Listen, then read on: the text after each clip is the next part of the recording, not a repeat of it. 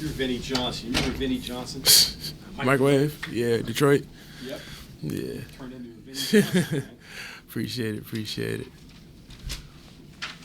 So is it hard to accept that role? High school, you're, I'm sure, always starting. Is it hard to accept the coming off the bench, and how difficult is that? It's not difficult at all. It's one of those things where I understand what I do have to do to help us win games, and that's all that matters to me. So if I could do that by coming off the bench, it doesn't make any difference. When you bank 1-3 in, I mean, okay, that's, that happens. And you do it a second time in the same game, what goes through your mind in a situation like that? Thank God it went in. That's it. I was just saying, when you bank in a 3, do you hold your form? I honestly couldn't tell you. Like I said, it felt good when it came off my hands. So I feel like it was gonna go in either way. So the fact that it went in off a bank, I mean, I guess. Yeah. The game, the way they play defense, and the way they overplay, and if you reverse the ball. Did you know going into the game that this is going to be an opportunity for me to get some threes because of the way they play defense? I knew it was just one of those things where I just had to stay ready because you just never know. Things are always different once you get out on the floor. But, coaches did have us prepared, and they told us, you guys will be able to get open threes off of skips and stuff like that. So my whole thing was just making sure I was ready for those moments. Gotcha. Seth, you played last year, but obviously your minutes have increased. Was it hard to sort of wait a little bit last year and just sort of watch from the side? Me being a competitor, it's always hard. But at the same time, though, I knew who I was learning behind. I was learning from Sean and Taz, which are two great guards to learn from. So, I just tried to be a sponge and absorb everything I can in order to, help me and, help us move forward. So, What'd you learn? When you saw them, what'd you learn? I learned how to, to compete. I learned, some leadership things. Naturally, watching those guys score and put the ball in the hole the way that they did. You obviously pick up, little things from that. But that's pretty much it, though. You were here last year through the losing streak in conference games. Mm-hmm. You went through 3. What was it? Was it relief when you finally got the win at Texas Tech? What was it? The mindset? Mindset was build. We can't be satisfied. It's just another win. We have to continue, to try to build on that and get better. So that by the time that time comes around, we're clicking and we're hitting all cylinders. I don't know how far you I know you're preparing for this game tomorrow, but you've got number 30 in the net on Saturday, then you got number 13 coming up, mm-hmm. and you got number 8 coming up, mm-hmm. then you got number 9 coming up. There's some really, really challenging games coming up here in the next week to 10 days. Right. We're just gonna, be as prepared as we can. We're gonna trust, the coach's game plan, and all of us as a team are gonna make sure that we put in the work and, try to be ready and be prepared to, go try to get wins. Are you aware of what TCU's done since they lost to you guys? Sorta, yeah, a little bit, but like I said, my main focus has just been on us because, we got to get things right here still and, make sure that we're good, because at the end of the day, it's about us and what we do. Gotcha. Seth, hardest part of the adjustment to college? You're deep into it now, but what was the most difficult part initially? For me, just, adjusting to, being on your own, Yeah, that's a huge adjustment, off the floor. But on the floor, it's still basketball, Things change, you learn new things, but at the end of the day, it's still basketball. So as long as I keep that perspective of what basketball is at its fundamental, I'm good. You talked to Josiah and Josiah about that since they're young and on their own? Yeah, definitely. Those guys being new, never know when we're going to need them. So just making sure that, they're mentally ready and mentally there and physically there, that's all that matters. So I'm just trying to make sure they stay uplifted and stuff like that. Seth, you guys have basically gone through half the grind in the Big 12. Mm-hmm.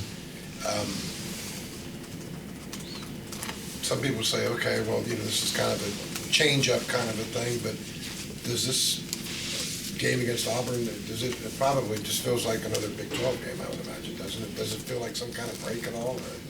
Yeah, you definitely can't sleep on them, obviously. They're a great team. So, yeah, I mean, we're taking it with the same approach. Like, they're in conference, and, it's just another game that we have to go out and try to win, and we can't take lightly for surely. What are you seeing there? I mean, obviously they got the really good point guard and then the big guy, too. I mean, what are you seeing there? Seeing a lot of guys that just play hard, give a lot of effort. They're very skilled. So, like I said, we're just trying to be prepared for them, and we got to take them as if they're a Big 12 opponent because they have the same talent as, Big 12 opponents. So, Seth, I'm guessing growing up you were probably a fan of the NCAA tournament, right? Mm-hmm. Watch the bubble, all that stuff, Mm-hmm. fill out brackets. Can you compare not like what it's like being in it, but 5 or 6 years ago looking at it, and then looking at it now and how much has changed? Because no offense to your record, but you would look at your record and say it's probably not a tournament team, but all Right. the numbers say you're right there. Right. It just seems like everything has changed so much. Just what is it like as someone who's been through it maybe from a different perspective as us? Growing up, like you said, just watching it, it doesn't really click that you're going to have to, try to be in it until, you're actually out there on the floor and trying to win games to, advance and be in the tournament. So, but as far as changes, go, I don't see much, we just got to get it right and make sure that we win so that, everybody can be in the tournament because I know that's everybody's dream and that's what everybody wants to play in. Is it, I don't know what the word would be, hopeful, optimist, whatever, but when you're 1-6, whatever, but you're right there. And you're like, all right, that might be disqualifying in some years, but it's played a pretty good schedule in a tough league that you're still right there. And again, that might not have been the case a couple of years ago, but does that help at all, or is that just the record's a record and it's kind of a bummer? It definitely it helps, but at the same time, though, we do understand that the record that we have right now isn't what we want it to be, and that we're gonna have to improve on that in order to make sure that we're for sure, into the tournament, and it's not one of those things where, it's iffy. Just kind of curious, James Concord is very much in a similar situation, trying to work his way up and get more confidence and more playing time. The play he had, the block he had in that Texas Tech game, how many times did he watch that on the way home? And what does a play like that do for him? Oh, it's nothing but confidence. We're gonna tell him. We all tell him. That we need more. We need more of that. You know what I'm saying? And to answer your question about how many times we watched it, we probably watched that video about 1,000 times on the bus. If we could have, we would have put it on the TVs on the bus. If we could have, But we're all excited for him, and we all just want him to keep on improving and giving us more of those blocks and rebounds and stuff that he could give us. You see a confidence boost coming? Huge. Yeah. That we need him. Yeah. We need him. So the fact that his confidence is growing and he's doing what he's doing out there, it's amazing. So we're just trying to encourage it, keep it going. Not too bad for a tennis player, huh? Yeah. I promised him I wouldn't make a joke about that. He doesn't like that, so I'm gonna stay away from that. Blame it on me. What does he bring that maybe some of the other big guys don't? It's not one of those things where the big guys don't, bring something to the table, because everybody's different. Everybody's got their own, different way that they play. But, he's just an athlete, and he's going to go get rebounds. He's going to go block shots. He's going to dunk the ball, which all of our bigs are capable of doing. But right now, we just need him to do more of it. You know what I mean? Planning to meet. Go ahead. Is that the big game against Portland State? I guess. Okay. My point, it was a while ago, right? Yeah. Do you feel like it sounds like, just listening to Huggins talk, that you're more equipped to keep that going and keep it building toward, maybe not a huge game like that the other night, but something substantial to it, and then to keep it going from there. Right. I guess, what have you done to turn one night into 2 or 3, or 1 week into 2 or 3 weeks? Just trying to stay consistent with, my workouts on off the floor. Trying to make sure that I'm just staying in the gym, doing something, whether that be form shots, just something, to keep my mind, locked in and keep on, doing what I'm doing. Planning to meet Barkley? I didn't even know that was an option. Yeah, I guess so. What do you? What's your memory of Charles Barkley? What do you got? Charles Barkley? All I know is I'm too young to actually see a game. See a game. So you know But him from being I, a studio host? I know him. No, I've seen highlights. I've seen highlights, but all I know him from is Space Jam. He got his power stick. You know what I'm saying? But obviously I know of his legacy. I know how great of a rebounder he was and all those things. But yeah, I just not old enough to see him play. You may be surprised. He's only 6'4". He's Really? not a real tall dude. Oh man, I've been trying to tell people we gotta get that fixed. If I'm the same height as Charles Barkley, man, Yeah. But to be able to grab those rebounds and dominate at that size is pretty impressive. I guess. It is extremely, extremely. So, kind of like what Mike was saying, it kind of popped something in my head here. I mean, you guys come to college looking to play the top competition.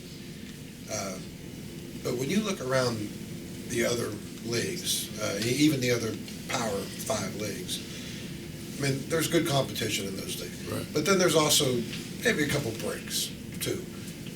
You don't really get that in the Big 12. So, you want to play the best competition, but when it's day after day, I guess I'm kind of wondering, do you really know, as a young kid coming into the Big 12, what you're getting into? But you don't. Yeah. It's one of those things where you're out, you hear about it because, while you're watching basketball, you see, okay, the Big 12's got this, and this, all that. And then when you get out there on the floor and you actually are in it and you're playing, and you're like, okay, this is for real. You know what I'm saying? So it's one of those things where but you don't. But once you do know, you're willing to say, yeah, it's really, like that. So. Is it worth it? 100%. I mean, you could have gone to another school and... 100%. Yeah, okay. 100%. I wouldn't have changed it for nothing. It's all worth it. Seth, Hug talks about the travel grind for a player. Is it exhausting? Charter flight and It's definitely a grind. You know what I'm saying? We didn't get back from tech until 2, 3 in the morning. Obviously you gotta get up and go to class the next day. It's definitely a grind, but it's all worth it. You know what I'm saying? I wouldn't trade it for nothing, and I'd continue to do it. Can you sleep on planes? Yeah, I can sleep anywhere. That's not a problem. Nah, it's never been. so what's your routine when you're coming home and have a long flight? Headset on? Yeah, gotta have a headset on, because if you don't, I don't wish that on anybody playing ride with no headset, but headset, couple movies.